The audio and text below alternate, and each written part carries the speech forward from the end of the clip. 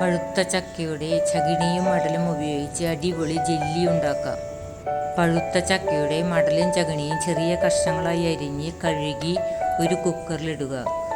1 teaspoon citric ആസിഡും 3 cup വെള്ളവും ഒഴിച്ച് 3 വിസിൽ വരെ സ്റ്റൗവിൽ വയ്ക്കുക.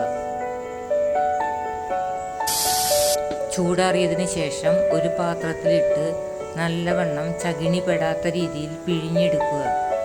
ഇഴയെടുപ്പമുള്ള അരിപ്പകളിലോ തുണിയിലോ വെച്ച് അരിക്കരുത്. അതിനുശേഷം ഒരു ഉരുളിയിൽ 3 കപ്പ് പഞ്ചസാരയും ചേർത്ത് ഫുൾ ഫ്ലെയിമിൽ തിളപ്പിക്കുക. നൂൽ പരുവമാവുമ്പോൾ എടുത്ത് ഒരു മോൾഡിൽ നെയ്യ് പുരട്ടി ഒഴിച്ച് 10 മണിക്കൂർ റെസ്റ്റ് ചെയ്യാൻ വയ്ക്കുക. അതിനുശേഷം എടുത്ത് സെർവ് ചെയ്യാം. ചേട്ടന് കൊടുക്കട്ടെ. എങ്ങനെയുണ്ട്?